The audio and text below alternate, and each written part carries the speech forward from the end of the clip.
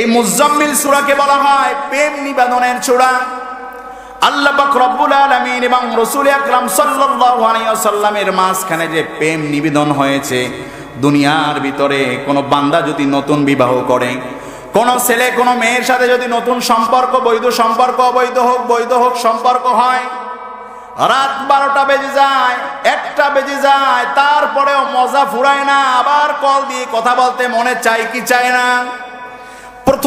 প্রথম যে সময় আল্লাহ পাক রব্বুল আলামিনের সাথে আল্লাহ রাসূলের সাথে প্রেম শুরু হয়েছে, আল্লাহ রাসূল সাল্লাল্লাহু আলাইহি ওয়াসাল্লাম দাঁড়িয়ে নামাজ পড়ে রাত 1টা বেজে যায়, 2টা 3টা বেজে যায়, আল্লাহ রাসূলের নামাজের ভিতরে মজা ফুরায় না। এই মজার যে আলোচনা করেছে সূরাতুল মুজাম্মিলের ভিতরে, এই মুজাম্মিল তেলাওয়াত করার জন্য আল্লাহ দাউদ আলাইহিস সালাতু ওয়াস সালামকে বলবেন। দাউদ আলাইহিস সালাতু ওয়াস সালাম জান্নাতি বান্দাদের সামনে সূরা মুজাম্মিল তেলাওয়াত করা শুরু করবেন। আল্লাহ পাক রব্বুল আলামিন এক পর্যায়ে বলবে, দাউদ তুমি থেমে যাও। জান্নাতি বান্দারা বলবে, আল্লাহ খবরদার, দুনিয়ায় বসে রব চাই জিন্দেগি জীবন যাপন করেছি, এখন আমাদের মন মতো আমরা যেরকম চাবো সেই রকম হবে। আল্লাহ পাক রব্বুল আলামিন বলবে, বান্দা তোমরা যেই রকম হুরুফে মুকাত্তাআত দিয়ে আল্লাহ এই সূরাকে শুরু করেছেন। এখন বলতে পারেন হুজুর হুরুফে মুকাত্তাআত কি? সহজভাবে যদি আমি আপনাদেরকে বুঝাতে চাই, হুরুফে মুকাত্তাআত হলো একটা পাসওয়ার্ডের মতো। মোবাইলের ভিতরে ছবি থাকে, ভিডিও থাকে, অনেক কিছু আমার পার্সোনাল জিনিস থাকে। এই পার্সোনাল জিনিসের ভিতরে ঢোকার আগে মোবাইলের পাসওয়ার্ড খোলা লাগবে কি লাগবে না? জোরে বলেন। পাসওয়ার্ড যদি না খোলেন আপনি মোবাইলের ভিতরে ঢুকতে পারবেন নাকি? আল্লাহ পাক রব্বুল আলামিন সূরা বাকারার শুরুতেই পাসওয়ার্ড দিলেন। 3 অক্ষরের পাসওয়ার্ড দিয়ে আল্লাহ পাক রব্বুল আলামিন এই পাসওয়ার্ডের অর্থ, মর্ম, তর্জমা আমরা তো দূরের কথা, কোনো মুফাসসির তো দূরের কথা, স্বয়ং আল্লাহর রাসূলকেও আল্লাহ এই পাসওয়ার্ডের অর্থ মর্ম জানায় না। আল্লাহর রাসূলও জানে না আলিফ লাম মিমের অর্থ কি। এখন যদি কেউ বলে আলিফ লাম মিমের অর্থ কি যদি না জানি তেলাওয়াত করলে সব হবে কি হবে না? জোরে বলেন। আলিফ লাম মিম এটা তেলাওয়াত করার পরে যদি অর্থ না জানি, না জানার পরেও যদি আমাদের সব হয়, তাহলে যেই সমস্ত উলামায়ে কেরাম আমদেরকে ধোঁকাবাজি করার জন্য, ধোঁকা দেওয়ার জন্য বলে অর্থ না জানি না তেলাওয়াত করলে কোনো সব হয় না, তাদের কাছে প্রশ্ন হলো আলিফ লাম মিমের অর্থ তুমি জানো কিনা? জোরে বলেন ঠিক না বে ঠিক? আল্লাহ পাক রব্বুল আলামিন এত ব্যাপক আলোচনার শুরুতে কেন পাসওয়ার্ড দান করলেন? আল্লাহ রাসূল বলেন, আল্লাহ পাক রব্বুল আলামিন বান্দাকে, জান্নাতি বান্দা যারা হবে এদেরকে আল্লাহ স্পেশাল কিছু গিফট দান করবে। যে কি গিফট দান করবে আল্লাহ এখন পর্যন্ত কারো কাছে বলে নাই। বান্দা যদি আল্লাহর জন্য উপোস থাকে, রোজা রাখে, আল্লাহর জন্য যেই বান্দা রোজা রাখবে, আল্লাহ পাক রব্বুল আলামিন ওই বান্দাকে রোজার সব, সম রাখার সব আল্লাহ নিজের কুদরতি হাতে বান্দাকে দান করবে। এখন যদি আমি আপনাদেরকে জিজ্ঞাসা করি আল্লাহ কি দান করবে, কেমনে দান করবে, কুদরতি হাত কেমন হবে, কেউ বলতে পারবেন নাকি? আল্লাহ পাক রব্বুল আলামিন এই জিনিসটা যেরকম গোপন রাখছে, ঠিক তদ্রূপ ভাবে আল্লাহ বলে আমার কোরআনকে যেই ব্যক্তি তেলাওয়াত করবে, কোরআন অনুযায়ী যেই ব্যক্তি জীবন যাপন করবে, কোরআন অনুযায়ী যেই ব্যক্তি আমল করবে, কোরআন অনুযায়ী সুন্নাহ অনুযায়ী নামাজ আদায় করবে, কোরআন সুন্নাহ অনুযায়ী হজ করবে, কোরআন সুন্নাহ অনুযায়ী রোজা রাখবে, কোরআন সুন্নাহ অনুযায়ী নামাজ আদায় করবে, আমি আল্লাহ পাক রব্বুল আলামিন এই বান্দাদেরকে জান্নাতের ভিতরে স্পেশাল কিছু গিফট দান করব। যে গিফট এবং উপহার সম্পর্কে দুনিয়ার কাউকে আমি জানাই না। এই স্পেশাল গিফট উপহার নেওয়া লাগবে কি লাগবে না? জোরে বলেন। আপনারা একটু আস্তে কথা বলেন কেন? জোরে কথা বলবেন, সামনে নির্বাচন, গলা ঠিক করা লাগবে না? না, নির্বাচনের সময় স্লোগান দেবেন কেমনে? এই মাহফিলে ট্রেনিং দিয়ে দিতেছি। আল্লাহ রসুল বলে আমার দিন জিন্দা করার জন্য, আল্লাহর দিন আল্লাহর জমিনে বাস্তবায়ন করার জন্য, কোরআনকে প্রতিষ্ঠিত করার জন্য যেই ব্যক্তি মেধা খরচ করবে, কণ্ঠ খরচ করবে, উঁচু আওয়াজ খরচ করবে, আল্লাহ পাক রব্বুল আলামিন কাল কিয়ামতের ময়দানে ওই বান্দাদেরকে সমস্ত বান্দাদের উপরে আল্লাহ প্রাধান্য দান করবে। এই জন্য কোরআনের মজলিসে গলার আওয়াজ উঁচু করা লাগবে কি লাগবে না? স্পেশাল পাসওয়ার্ড দিয়ে আল্লাহ কি করবে? এই যে মাহফিল আমরা উলামায়ে কেরাম পড়ি, এটা কোনো বানানো মাহফিল নয়। এই মাহফিলটা হলো একটা জান্নাতের নমুনা। বলেন আলহামদুলিল্লাহ। আপনাদের সামনে বলি কেমন জান্নাতের নমুনা। জান্নাতি বান্দা যারা জান্নাতে যাবে, জান্নাতি বান্দা যারা হবে, আল্লাহ পাক রব্বুল আলামিন এই জান্নাতি বান্দাদেরকে নিয়ে জান্নাতের ভিতরে একটা মাহফিলের আয়োজন করবে। উলামায়ে কেরাম জানেন জান্নাতে একটা মাহফিল আল্লাহ করবে না হুজুর? জান্নাতের ভিতরে আল্লাহ একটা মাহফিল করবে। এই মাহফিলের ভিতরে হিন্দু, বৌদ্ধ, খ্রিস্টান, দাড়ি কামানো, ঘুষখোর, সুদখোর, অন্যায়কারী, মানুষের মাল আত্মসাৎকারী, ওজনে কম দেনেওয়ালা, জাহান্নামী যারা থাকবে এদেরকে আল্লাহ ওই মাহফিলের ভিতরে বসার জন্য তৌফিক দান করবে না। ওই মাহফিলের শ্রোতা যারা হবে তারা নিছক জান্নাতি, আর জান্নাতে যাবে শহীদ, সুলাহা, সলিহিন, ওলি আউলিয়া, গাউস, কুতুব, সাহাবায়ে কেরাম, এরাই হবে একমাত্র জান্নাতের মেহমান। তাহলে জান্নাতে আল্লাহ যেই জান্নাতে মেহমানদেরকে নিয়ে একটা মাহফিলের ব্যবস্থা করবেন। দুনিয়ার মাহফিলের ভিতরে যেমন সভাপতি থাকে, প্রধান অতিথি থাকে, প্রধান বক্তা থাকে, বিশেষ বক্তা থাকে, ওই জান্নাতের মাহফিলের ভিতরে আল্লাহ পাক রব্বুল আলামিন প্রধান অতিথি রাখবেন, বিশেষ অতিথি রাখবেন, সভাপতি রাখবেন, এবং ওই মাহফিলের ভিতরে এরকম একটা স্টেজ হবে। এই স্টেজের ভিতরে বয়ান করা হবে। তারা উল্টা পাল্টা কোনো বয়ান করবে না, এই কোরআনুল কারীম থেকে কোরআনের সূরাগুলি বয়ান করবে। বলেন আল্লাহু আকবার। জান্নাতের ভিতরে আল্লাহ যেই মাহফিল করবেন, এই মাহফিলের ভিতরেও আল্লাহ পাক রব্বুল আলামিন প্রধান অতিথি রাখবেন। আর এই প্রধান অতিথি আর কেউ নয়, আপনার আমার প্রাণের নবী, দয়ার নবী, রাহমাতুল লিল আলামিন, উম্মতের কান্ডারি হযরতে রাসূল মুহাম্মদুর রাসূলুল্লাহ সাল্লাল্লাহু আলাইহি ওয়াসাল্লাম থাকবে প্রধান অতিথি। এই মাহফিলের ভিতরে আল্লাহ পাক রব্বুল আলামিন প্রধান বক্তা রাখবেন। আদম থেকে নিয়ে অদ্য পর্যন্ত নয়, পৃথিবীর শেষ লগ্ন পর্যন্ত যত মানুষকে আল্লাহ দুনিয়ার ভিতরে প্রেরণ করবেন, সমস্ত মানুষের ভিতরে আল্লাহ যার কণ্ঠ সব থেকে সুন্দর করে আল্লাহ বানিয়েছিলেন, যেই কণ্ঠের তেলাওয়াত শোনার জন্য সমুদ্রের মাছগুলি সমুদ্রের কিনারায় চলে আসতেন, যার কণ্ঠের তেলাওয়াত শোনার জন্য সমুদ্রের মাছ কিনারায় চলে আসতেন। এই সব কথাগুলি আমি তাফসীর থেকে বলতেছি, কোনো বানানো কথা নয়। যার কণ্ঠ আল্লাহ এত সুন্দর দান করছে, দুনিয়ার ভিতরে শ্রেষ্ঠ কণ্ঠ, এই নবীর ছেলেকে আল্লাহ পাক রব্বুল আলামিন দুনিয়ার ভিতরে সব থেকে বড় বাদশাহী দান করেছিলেন। যার বাদশাহী সম্পর্কে কবিরা বলেন, বিনা কলে হাওয়ায় চলে তপ্ত সুলাইমান, আমরা সেই মুসলমান, আমরা সেই মুসলমান। জোরে বলেন ঠিক কিনা বেঠিক? এই জন্যই তুই কবিরা বলেন, আবে জমজম খোরদা বুদাম আবে শোরা কাই কুরাম, পাদশাহী করদা বুদাম পাশে বানি কাই কুনাম। জোরে বলেন। এই যে হযরতে সুলাইমান আলাইহিস সালাতু ওয়াস সালাম, এ কি মুসলমান ছিল না বেঈমান ছিল? জোরে বলেন। এই সুলাইমান আলাইহিস সালাতু ওয়াস সালামকে আল্লাহ পাক রব্বুল আলামিন तमाम পৃথিবীর বাদশা বানাইছে কি বানায় নাই? ওমর রাদিয়াল্লাহু তাআলা আনহু অর্ধ পৃথিবীর বাদশা ছিলেন, মুসলমান না বেঈমান? তাহলে মুসলমানদেরকে, আমাদের পূর্বপুরুষ যারা, এদেরকে আল্লাহ পাক রব্বুল আলামিন দুনিয়ার বাদশাহী দান করছে। এই জন্যই বলে, ও মুসলমান, তোমরা তো বাদশাহীর জাতি, তোমরা বাদশাহী করবা, কিন্তু তোমরা ইহুদি খ্রিস্টান নরকুত্তার দলের পিছে পিছে কেন দৌড়াও?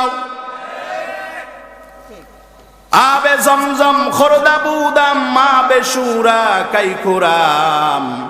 ও মুসলমান, আল্লাহ পাক রব্বুল আলামিন তোমাদেরকে জমজমের পানি দান করছে। এই জমজমের পানি খাইয়া যদি আল্লাহর শুকরিয়া আদায় করো, আল্লাহর রেজাবন্দি যদি হাসিল করতে পারো, এই অবস্থায় যদি দুনিয়া থেকে বিদায় নাও, আল্লাহ পাক রব্বুল আলামিন তোমাদেরকে হাউজে কাউসারের পানি খাওয়ার তৌফিক দান করবে। এরপরেও মুসলমান, তোমাদেরকে জমজমের পানি দান করেছে, তারপরেও তোমরা কেন মদ খাও? খবরদার মুসলমান, তোমাদের জবানের ভিতরে যদি, মুখের ভিতরে মদ উঠাও, আল্লাহ পাক রব্বুল আলামিন ওই নাপাক অপবিত্র জবান নিয়ে জান্নাতের ভিতরে যাইতে দিবে না। এই জন্য বলেন, বিড়ি খাওয়া যাবে নাকি? বিড়ি কি পবিত্র না অপবিত্র? ইয়াবা খাওয়া যাবে নাকি? সিদ্ধি খাওয়া যাবে? কোন ধরনের নেশা করা যাবে না। তাহলে বলতেছিলাম, সুলাইমান আলাইহিস সালাতু ওয়াস সালামকে আল্লাহ পাক রব্বুল আলামিন तमाम পৃথিবীর বাদশাহী দান করছে। এই সুলাইমান আলাইহিস সালাতু ওয়াস সালামের বাবার নাম ছিল হযরত দাউদ আলাইহিস সালাতু ওয়াস সালাম। এই দাউদের উপরে আল্লাহ জাবুর নাজিল করছেন, এত সুন্দর কণ্ঠ দান করছেন যে জাবুর তেলাওয়াত করার সময় সমুদ্রের মাছ পর্যন্ত নদীর কিনারায় চলে আসতেন। আল্লাহ পাক রব্বুল আলামিন দুনিয়ার ভিতরে শ্রেষ্ঠ কণ্ঠ দান করছেন। জান্নাতে যেই মাহফিল হবে, আল্লাহ পাক রব্বুল আলামিন, আমার দিকে খেয়াল করেন, আপনাদের খারাপ লাগে নাকি? জান্নাতে আল্লাহ যেই মাহফিল আয়োজন করবেন, আমার মূল কথা হলো, বাংলাদেশের ভিতরেও দেখবেন বহুত নামি দামি শিক্ষিত টিভি টক শোতে বৈশাও, বিভিন্ন জনসভায় বৈশাও তারা মাহফিলের নামে বিষোদ্গার করে। তাদেরকে আমি জানিয়ে দিতে চাই, ও আমার ভাই, আলেম বিদ্বেষী হওয়ার কারণে মাহফিল বিদ্বেষী হয়ও না। এই মাহফিলটা কোনো বানানো মাহফিল না, এটা হলো জান্নাতের একটা নমুনা। এইটাই আপনাদের সামনে আমি প্রমাণ করার চেষ্টা করতেছি। আল্লাহ পাক রব্বুল আলামিনের মাহফিলের সভাপতি থাকবে কি থাকবে না? প্রধান অতিথি থাকবে কি থাকবে না? প্রধান অতিথি থাকবেন কে? রাসূল আকরাম সাল্লাল্লাহু আলাইহি ওয়াসাল্লামকে আল্লাহ প্রধান অতিথি বানাবেন। প্রধান বক্তা থাকবেন দুনিয়ার ভিতরে সব থেকে উত্তম কণ্ঠের অধিকারী হযরতে দাউদ আলাইহিস সালাতু ওয়াস সালাম থাকবে প্রধান বক্তা। আর এই মাহফিলের ভিতরে সভাপতিত্ব করবেন দো জাহানের বাদশা আল্লাহ পাক রব্বুল আলামিন। স্বয়ং এই আসমান জমিনের যেই মালিক আমার রব থাকবে এই মাহফিলের প্রধান অতিথি নয়, সভাপতি। বলেন, মাহফিলের সভাপতিত্ব করবেন কে? আল্লাহ পাক রব্বুল আলামিন মাহফিলের সভাপতিত্ব করবেন। প্রধান অতিথি থাকবেন রাসূল আকরাম সাল্লাল্লাহু আলাইহি ওয়াসাল্লাম। প্রধান আলোচক থাকবে হযরতে দাউদ আলাইহিস সালাতু ওয়াস সালাম। প্রথমেই আল্লাহ পাক রব্বুল আলামিন বলতে থাকবেন, ও দাউদ, জান্নাতি বান্দাদের সামনে তুমি বয়ান শুরু করো। দাউদের বয়ানের বিষয় হবে সূরাতুল মুজাম্মিল। এই মুজাম্মিল সূরাকে বলা হয় প্রেম নিবেদনের সূরা। আল্লাহ পাক রব্বুল আলামিন এবং রাসূল আকরাম সাল্লাল্লাহু আলাইহি ওয়াসাল্লামের মাঝখানে যে প্রেম নিবেদন হয়েছে, দুনিয়ার ভিতরে কোনো বান্দা যদি নতুন বিবাহ করে, কোন ছেলে কোন মেয়ের সাথে যদি নতুন সম্পর্ক, বৈধ সম্পর্ক, অবৈধ হোক বৈধ হোক সম্পর্ক হয়, রাত 12টা বেজে যায়, 1টা বেজে যায়, তারপরেও মজা ফুরায় না, আবার কল দিয়ে কথা বলতে মনে চায় কি চায় না? প্রথম যে সময় আল্লাহ পাক রব্বুল আলামিনের সাথে আল্লাহ রাসূলের সাথে প্রেম শুরু হয়েছে, আল্লাহ রাসূল সাল্লাল্লাহু আলাইহি ওয়াসাল্লাম দাঁড়িয়ে নামাজ পড়ে রাত 1টা বেজে যায়, 2টা 3টা বেজে যায়, আল্লাহ রাসূলের নামাজের ভিতরে মজা ফুরায় না। এই মজার যে আলোচনা করেছে সূরাতুল মুজাম্মিলের ভিতরে, এই মুজাম্মিল তেলাওয়াত করার জন্য আল্লাহ দাউদ আলাইহিস সালাতু ওয়াস সালামকে বলবেন। দাউদ আলাইহিস সালাতু ওয়াস সালাম জান্নাতি বান্দাদের সামনে সূরা মুজাম্মিল তেলাওয়াত করা শুরু করবেন। আল্লাহ পাক রব্বুল আলামিন এক পর্যায়ে বলবে, দাউদ তুমি থেমে যাও। জান্নাতি বান্দারা বলবে, আল্লাহ খবরদার, দুনিয়ায় বসে রব চাই জিন্দেগি জীবন যাপন করেছি, এখন আমাদের মন মতো আমরা যেরকম চাবো সেই রকম হবে। আল্লাহ পাক রব্বুল আলামিন বলবে, বান্দা তোমরা যেই রকম বলতে চাও, জান্নাতি বান্দারা, সিদ্দিকিন, শুহাদা, সালিহিন, ওলিয়া উলিয়া, গাউস, কুতুবরা আল্লাহর কাছে বলতে থাকবে, আল্লাহ খবরদার আপনি দাউদের তেলাওয়াত বন্ধ করবেন না। দাউদের তেলাওয়াত সূরা মুজাম্মিল থেকে শুরু করবে। জান্নাতি বান্দাগুলি হেলতে থাকবে, দুলতে থাকবে, শত শত বছর চলে যাবে, বেহুশ হয়ে যাবে, বিভোর হয়ে যাবে, কারো কোনো খবর থাকবে না। আল্লাহ পাক রব্বুল আলামিন বলবে, দাউদ তুমি তেলাওয়াত বন্ধ করো। জান্নাতি বান্দাদের ভিতরে যারা সিদ্দিকিন, শুহাদা, সালিহিন থাকবেন, এরা বলবে, আল্লাহ আপনি দাউদের তেলাওয়াত বন্ধ করিয়েন না। আল্লাহ পাক রব্বুল আলামিন বলবে, দাউদের তেলাওয়াত শুনে ও আমার জান্নাতি বান্দারা তোমরা বিভোর হয়ে গেলা, পাগল হয়ে গেলা।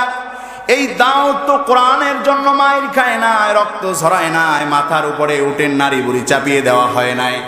যেই রসুল এই কোরআনের জন্য তায়েফের ময়দানে রক্ত ঝরিয়েছে, দান মোবারক শহীদ করেছে, উটের নারী বুড়ি মাথার উপরে চাপিয়ে দেওয়া হয়েছে, 3 বছর পর্যন্ত শিয়াবে আবি তালেবের ভিতরে না খাইয়া জেল খাটছে, সেই নবীর জবানে তোমরা তেলাওয়াত শুনতে চাও কি চাও না?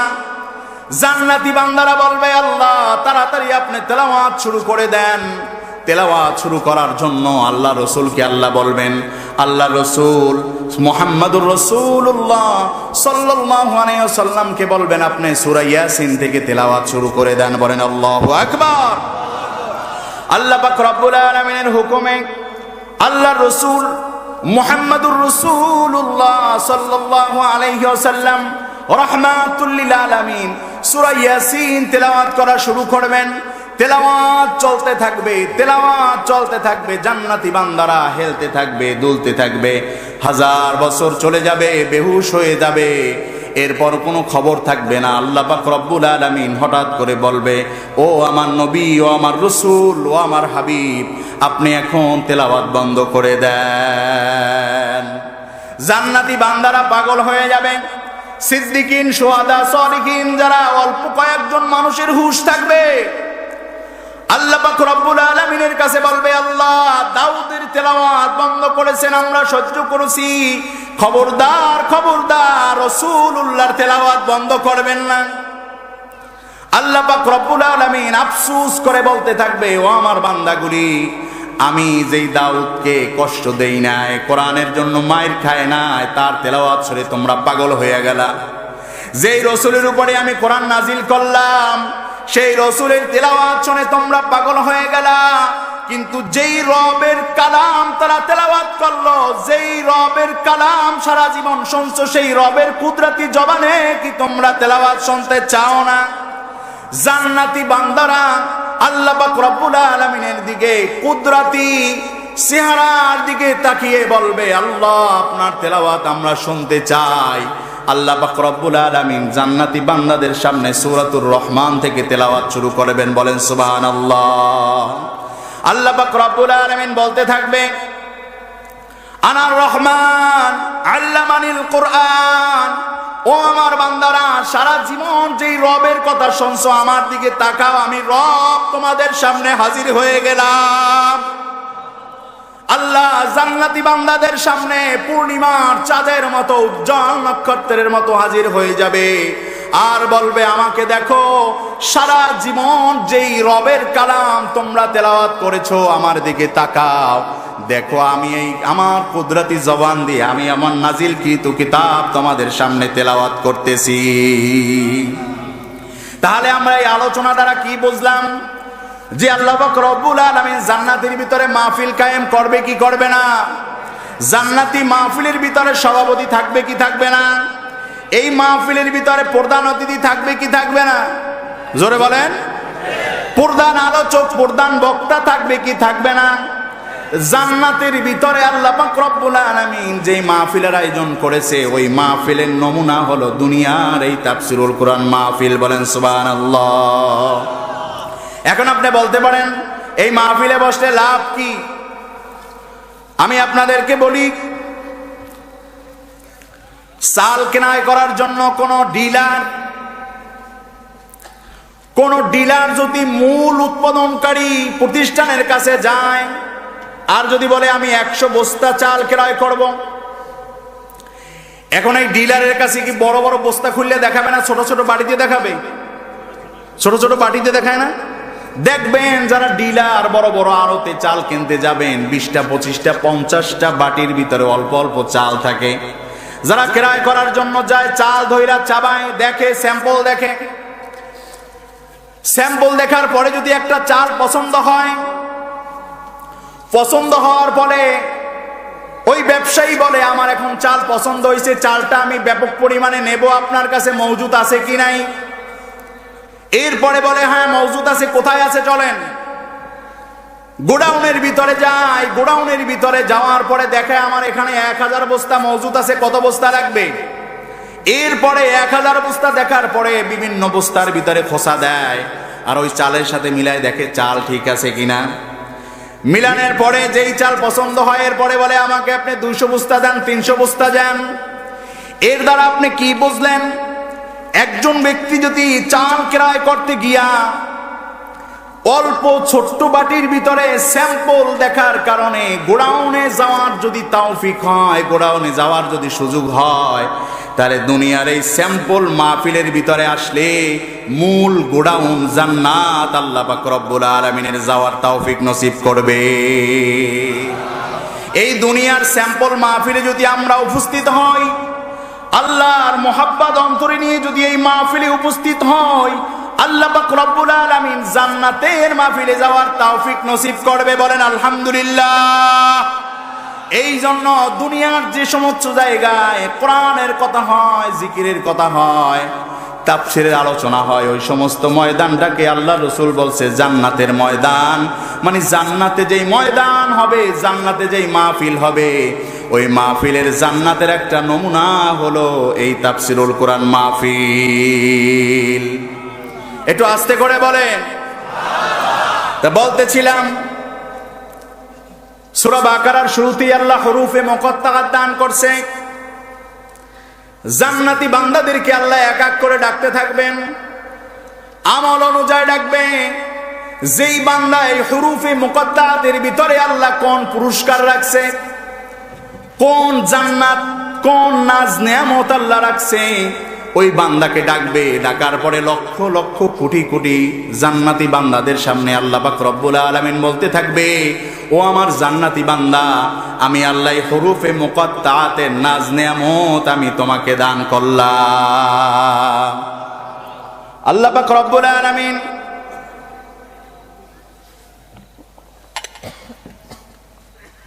জান্নাতি বান্দাদেরকে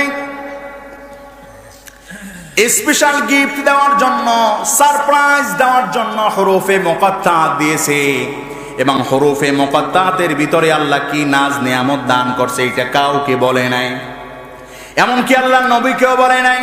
না বলার কারণ হলো আল্লাহ পাক রব্বুল আলামিন বান্দাদেরকে জান্নাতের ভিতরে সারপ্রাইজ দিতে চায়, হঠাৎ প্রাইজ দিতে চায়।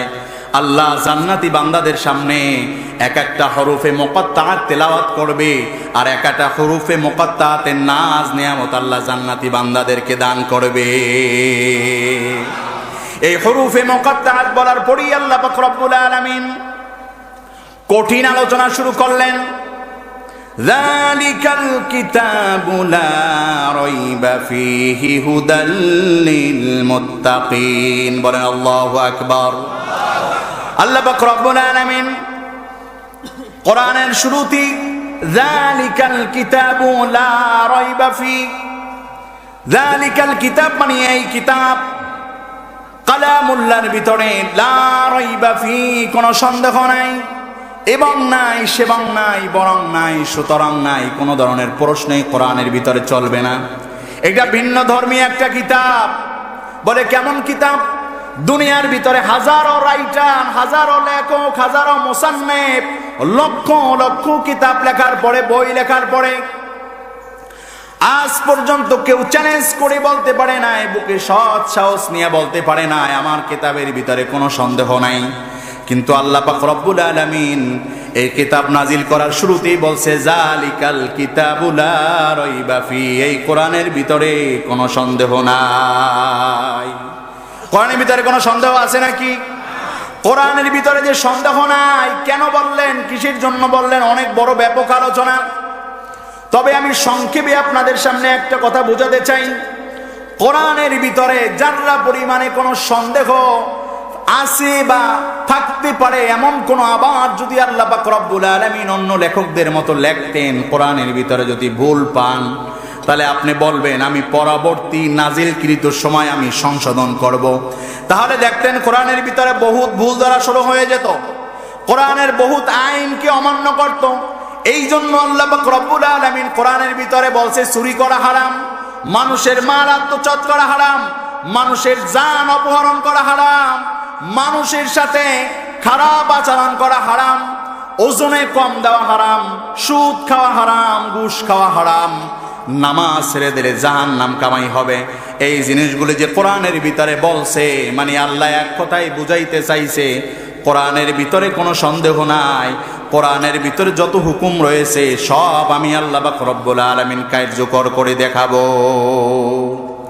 সব কার্যকরী। জালিকাল কিতাবু লা রাইবা ফি, আল্লাহ পাক রব্বুল আলামিন এই কিতাবের ভিতরে কোনো ভুল রাখে নাই। এখন বলতে পারেন এই ভুল রাখে নাই, এই কিতাবটা দিয়ে করবোটা কি? লা রাইবা ফি, এই কোরআনের ভিতরে কোনো সন্দেহ নাই, ভুল নাই। এই নির্ভুল কিতাবটা আল্লাহ পাক রব্বুল আলামিন মানুষের উপরে নাজিল করছেন। মানুষের উপরে আল্লাহ এই নির্ভুল কোরআনটাকে নাজিল করার পরে আল্লাহ পাক রব্বুল আলামিন বলছে খবরদারের ভিতরে কোনো ভুল নাই। এই ভুল নাই, নির্ভুল কিতাবটা দিয়ে আমরা করবোটা কি, এটার কাজ কি, এই কিতাবটা দিয়ে আমাদের করণীয় কি, বর্জনীয় কি, কিতাব দিয়ে আমাদের কাজ কি, কি কাজ আমরা করব। পরের আয়াতে আল্লাহ পাক রব্বুল আলামিন বললেন হুদাল লিল মুত্তাকিন, আমি আল্লাহ পাক রব্বুল আলামিন এই নির্ভুল কোরআনটাকে আল্লাহ আমি মুত্তাকিদের জন্য হেদায়েত স্বরূপ বানিয়ে দিয়েছি। এই কোরআনটা হলো মুত্তাকিদের জন্য হেদায়াত। কাদের জন্য হেদায়াত? মুত্তাকি বলা হয় বিশ্বাসী যারা, তাদেরকে। মুত্তাকিদের জন্য আল্লাহ পাক রব্বুল আলামিন কোরআনকে হেদায়াত বানিয়ে দিয়েছে। তাহলে কোরআন যদি হেদায়াত বানাতে হয়, কোরআন যদি হেদায়েতের বাণী বানাতে হয়, তাহলে মুত্তাকি হওয়া লাগবে না, লাগবে না? কোরআন যদি আপনি হেদায়াত বানিয়েতে চান, কোরআনকে যদি আপনি সাথী বানাতে চান, কোরআনকে যদি কবরে নিয়ে যেতে চান, কোরআনকে যদি আপনি সুপারিশকারী বানাতে চান, সর্বপ্রথম কি হওয়া লাগবে? জোরে বলেন, কি হওয়া লাগবে? মুত্তাকি হওয়া লাগবে। জোরে বলেন, কি হওয়া লাগবে? মুত্তাকি হওয়া লাগবে। কেননা আল্লাহ পাক রব্বুল আলামিন শুধুমাত্র কেবলমাত্র মুত্তাকিদের কথা বলেছেন। যারা মুত্তাকি তাদের জন্য আমি আল্লাহ কোরআনকে হেদায়াত বানাবো, আর যারা মুত্তাকি হতে পারবে না আল্লাহ তাদেরকে কোরআনটা হেদায়াত বানাবে না। আর কোরআন যদি কোনো বান্দার জন্য হেদায়াত না হয়, কোরআনের বাণী যদি কোনো বান্দার জন্য হেদায়েতের রশি কাঠি না হয়, কোরআন যদি কোনো বান্দার সুপারিশকারী না হয়, কোরআন যদি তার সাথী না হয়, তাহলে ওই বান্দার জান্নাতে যাওয়ার মতো কোনো চান্স থাকবে না। এই জন্য জান্নাতে যাওয়ার জন্য কোরআনকে সাথী বানানো লাগবে কি লাগবে না? কোরআনকে যদি আপনি সাথী বানাতে চান, কোরআনকে যদি আপনি হেদায়াত বানাতে চান, তাহলে মুত্তাকি হওয়া লাগবে। জোরে বলেন, কি হওয়া লাগবে? এখন আমাদের জানা লাগবে মুত্তাকি হওয়ার জন্য কি কি গুণ লাগবে। আল্লাহ পাক রব্বুল আলামিন বলে এই ব্যাখ্যা শোনার জন্য, এই ব্যাখ্যা আনার জন্য দূরে দেওয়া লাগবে না। আল্লাহ পাক রব্বুল আলামিন এক এক করে মুত্তাকিদের 6টা গুণ বর্ণনা করছে। জোরে বলেন, কয়টা? 6টা গুণ বর্ণনা করছে। ভালোভাবে খেয়াল করা লাগবে। এই 6টা গুণ আল্লাহ বর্ণনা করছেন, এক এক করে 6টা গুণ। এই 6টা গুণের ভিতরে একটা গুণ যদি আমার না থাকে, তাহলে আমি কি মুত্তাকি হতে পারবো? জোরে বলেন, হওয়া যাবে? আমরা যদি বলি যে আমাদের এলাকায়, এই এলাকায় সামনের নির্বাচনে যদি এমপি প্রার্থী হতে হয় তাহলে তার ভিতরে 6টা গুণ লাগবে। 1 নাম্বার গুণ হলো দেশের নাগরিক হওয়া লাগবে। 2 নাম্বার গুণ হলো এই ব্যক্তির মুখে দাড়ি থাকা লাগবে। 3 নাম্বার গুণ হলো এই ব্যক্তি নামাজি হওয়া লাগবে।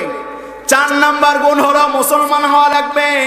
5 নাম্বার গুণ হলো জনদরদি হওয়া লাগবে, জনকল্যাণমূলক কাজের সাথে সম্পৃক্ত থাকা লাগবে। 6 নাম্বার গুণ হলো তার জীবনে ইতিহাসের ভিতরে 1 টাকাও চুরি করছে এমন যদি ইতিহাস থাকে, এই ব্যক্তিকে আমরা ভোট দেব না।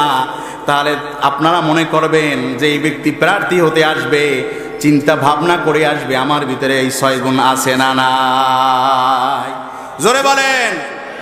আপনারা বেজার হয়েছেন নাকি? আমি কারো বিরুদ্ধে বলছি নাকি? আমরা ভালো একজন এমপি চাই না? চাই না? ভালো একজন সৎ আল্লাহওয়ালা চেয়ারম্যান আমাদের লাগবে কি লাগবে না? যেই চেয়ারম্যানরা মাহফিলের ময়দানে আইসা সময় দেয়, এইরকম একজন চেয়ারম্যান আমাদের লাগবে কি লাগবে না? আর যারা যাত্রা পালায় যাইয়া গৈর খায়, মেয়েদের দিকে তাকিয়ে থাকে, ডান্স দেখে, নাচ দেখে, এই সমস্ত কুলাঙ্গার মার্কা খারাপ মানুষ আমরা আমাদের কাছে চাই না।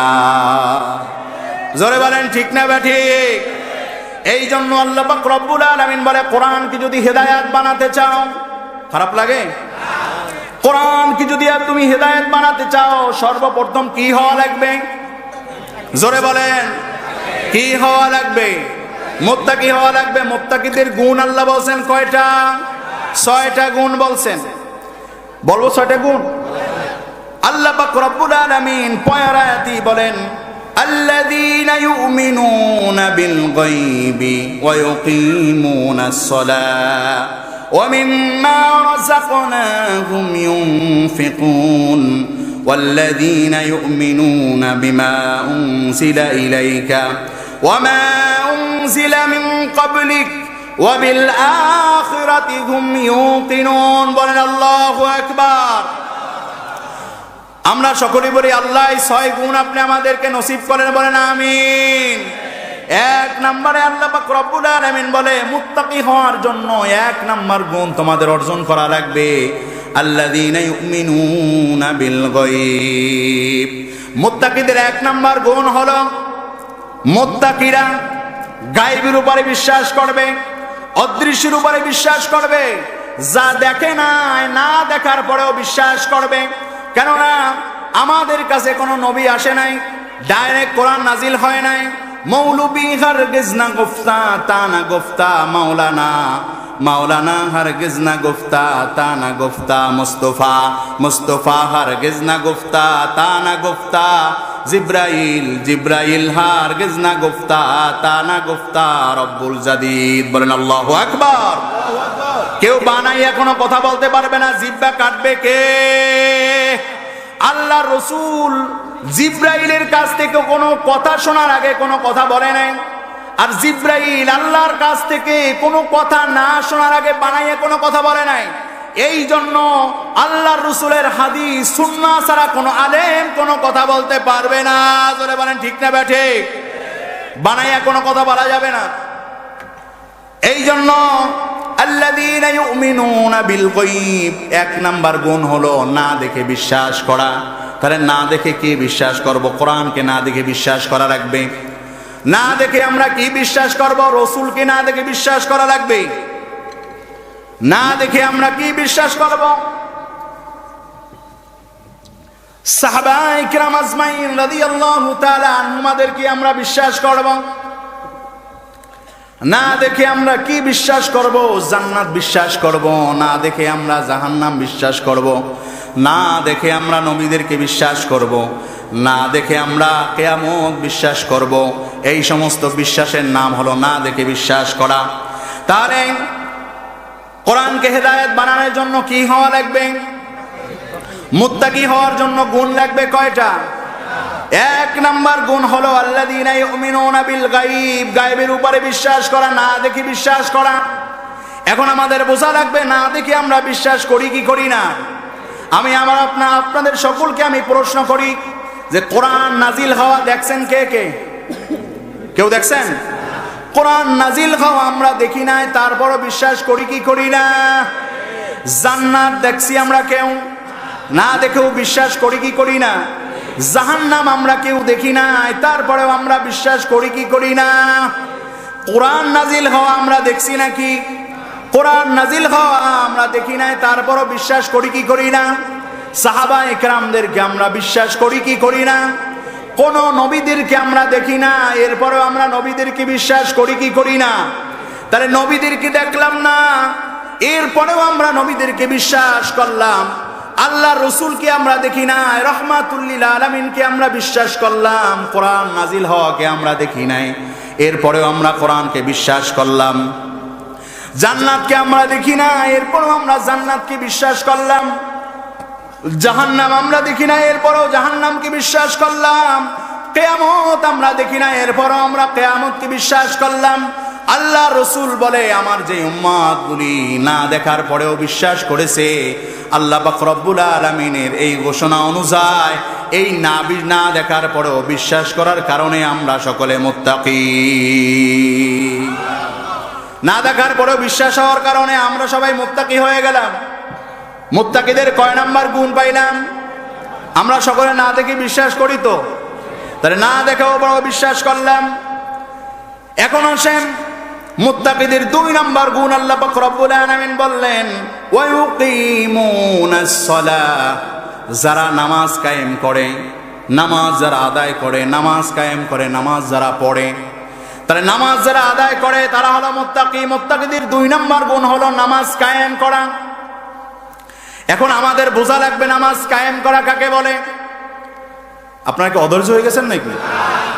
আল্লাহ পাক রব্বুল আলামিন বলেন, ওয়া ইউকিমুনাস সালাহ, আমার যেই বান্দাগুলি নামাজ কায়েম করবে, এই নামাজ কায়েম যারা করবে এই বান্দাগুলি হলো মুত্তাকি। মুত্তাকিদের 2 নাম্বার গুণ হলো যারা নামাজ কায়েম করবে। এখন আমাদের বোঝা লাগবে নামাজ কায়েম করা কাকে বলে। আমি আপনাদেরকে বলি, এই স্টেজের ভিতরে এখন যদি কোনো প্রার্থী আইসা দাঁড়ায়, খুব সুন্দর, অনেক শিক্ষিত, বিদেশ থেকে লেখাপড়া কইরা আসছে, দ্বন্দ্ব উলাতের অভাব নাই, চেহারার ভিতরে সৌন্দর্যের কোনো অভাব নাই, কিন্তু এই ব্যক্তি এখানে ল্যাংটা এসে দাঁড়াইছে কোনো কাপড় ছাড়া। আর যদি বলে, ভাই আমি ভদ্র সভ্য শিক্ষিত মানুষ, টাকাওয়ালা মানুষ, আমাকে আপনারা ভোট দেন, তাহলে সকলে আপনারা উচ্চ কণ্ঠে বলবেন এই ল্যাংড়া ব্যক্তিকে ভোট দেবেন কে কে? হাত জাগান, কে কে দেবেন? হাত জাগান। ল্যাংড়ারে ভোট দেবেন কেটা কেটা? ল্যাংড়ারে কেউ ভোট দেবেন না? আহা, এত টাকা পয়সা থাকার পরেও দেবেন না? এত সুন্দর হওয়ার পরেও দেবেন না কেন? এত শিক্ষিত হওয়ার পরেও ল্যাংটারে ভোট দেবেন না কেন?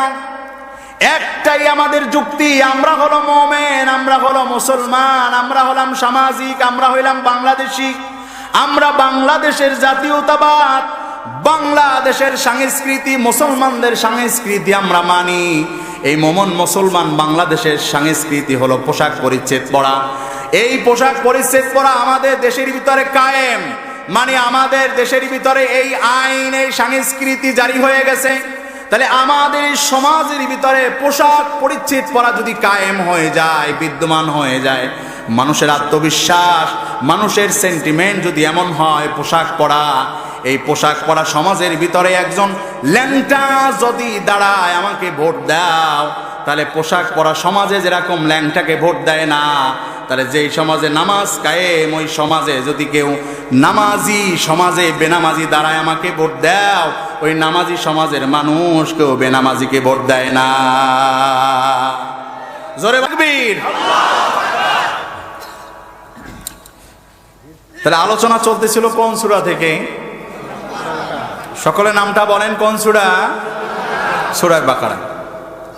তাহলে মুত্তাকিদের গুণ বলছিলাম কয়টা? 6টা। 1 নম্বর গুণ আল্লাহ বলতেছিলেন, আল্লাযীনা ইউমিনুনা বিল গায়ব। ওঠা বসা করা যাবে না, বসেন কিন্তু কেউ উঠবেন না। আগামু তো সব সাইডে তারপর বসবেন, মহফিল ময়দান থেকে ওঠা যাবে না, বরকত নষ্ট হয়ে যায়। সবাই একটু সামনে আগায় বসি আর জিকির করি, লা ইলাহা ইল্লাল্লাহ। পিছনে যারা আছি আমরা সকলে সামনে আগায় বসি ভাই, হরকত করি, হরকতে আল্লাহ বরকত নসিব করবে ইনশাআল্লাহ। লা ইলাহা ইল্লাল্লাহ, লা ইলাহা ইল্লাল্লাহ, লা ইলাহা ইল্লাল্লাহ, মুহাম্মাদুর রাসূলুল্লাহ। লা ইলাহা ইল্লাল্লাহ বললে জান্নাত দান করবে কে? ওয়াক্তুল মাউতি ক্বাউলু লা ইলাহা ইল্লাল্লাহু ফাদাখালাল জান্নাহ। মৃত্যুর সময় যে সময় মৃত্যুবরণ করব, মৃত্যুর সময় যদি জবানের ভিতরে লা ইলাহা ইল্লাল্লাহ জারি হয়ে যায়, আল্লাহ রাসূল বলে ফাদাখালাল জান্নাহ। লা ইলাহা ইল্লাল্লাহ বলার কারণে আল্লাহ পাক রব্বুল আলামিন সরাসরি বান্দাকে জান্নাত দান করে দিবে।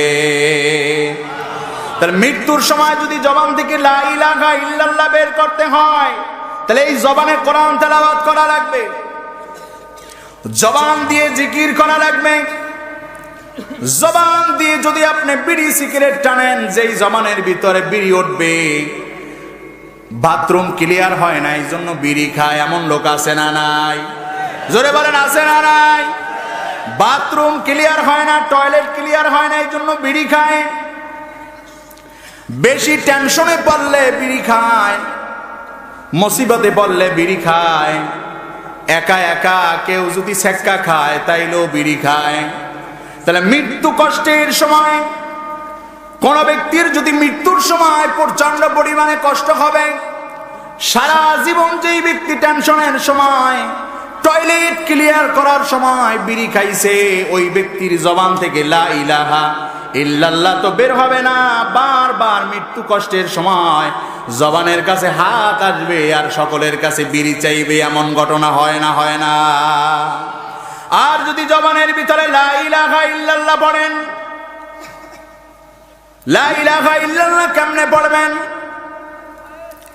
فخرج على قومه من المحراب فأوحى إليهم أن سبحوا بكرة وعشيا।